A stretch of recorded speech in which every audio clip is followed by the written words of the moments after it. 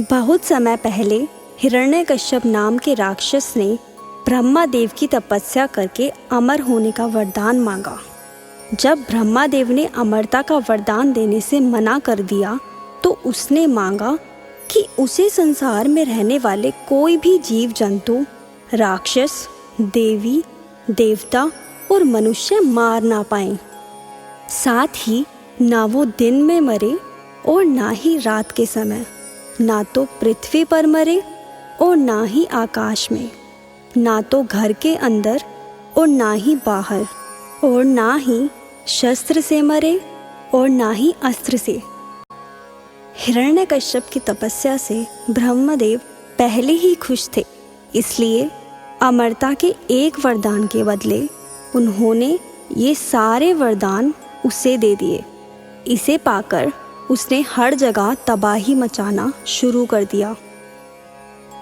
उससे मनुष्य ही नहीं, देवता भी परेशान रहने लगे। वह अपनी शक्ति से दुर्बलों को सताने लगा। हिरण्यकश्यप से बचने के लिए लोगों को हिरण्यकश्यप की पूजा करनी पड़ती थी। भगवान की जगह जो भी हिरण्यकश्यप की पूजा करता, वह उसे छोड़ देता, और जो उसे भगवान मानने से मना करता, उसे मरवा देता या अन्य सजा देता। समय के साथ राक्षस हिरण्यकश्यप का आतंक बढ़ता गया। कुछ वक्त बीतने पर हिरण्यकश्यप के घर विष्णु भगवान के परम भक्त प्रहलाद का जन्म हुआ। हिरण्यकश्यप ने प्रहलाद को कई बार विष्णु भगवान की पूजा करने से मना किया और कहा, मैं ही भगवान हूँ, तुम मेरी आराधना करो।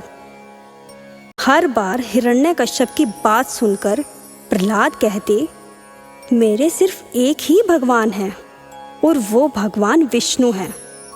प्रहलाद की बातें सुनकर हिरण्यकश्यप ने उन्हें मारने की कई कोशिश की, लेकिन वह सफल नहीं हो पाया। भगवान विष्णु अपनी शक्ति से हर बार हिरण्यकश्यप के सारे प्रयास विफल कर देते थे। एक दिन हिरण्यकश्यप के घर उसकी बहन होलिका आई। होलिका को आग में ना जलने का वरदान प्राप्त था। उसके पास एक कंबल था, जिसे लपेटकर यदि वह आग में चली जाए तो आग उसे नहीं जला सकती थी। हिरण्यकश्यप को अपने बेटे से परेशान देखकर होलिका ने कहा, भैया, मैं अपनी गोद में प्रहलाद को लेकर आग में बैठ जाऊंगी, जिससे वह जल जाएगा और आपकी सारी परेशानी खत्म हो जाएगी।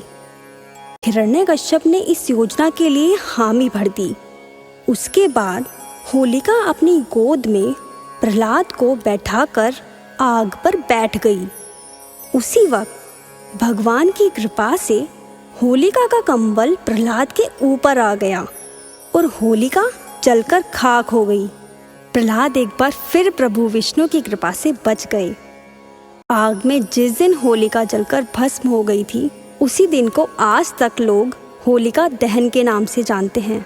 इसे बुराई पर अच्छाई की जीत के रूप में देखते हुए खुशी में होलिका दहन के अगले दिन रंगों से होली खेली जाती है। आग में जिस दिन होलिका जलकर भस्म हो गई थी, उसी दिन को आज तक लोग होलिका दहन के नाम से जानते हैं। इसे बुराई पर अच्छाई की जीत के रूप में देखते हुए खुशी में होलिका दहन के अगले दिन रंगों से होली खेली जाती है। बच्चों, इस कहानी से हमें यह सीख मिलती है कि बुराई कितनी भी ताकतवर हो, एक दिन जीत अच्छाई की ही होती है। इसी वजह से हमेशा बुराई का मार्ग छोड़कर अच्छाई का मार्ग अपनाना चाहिए।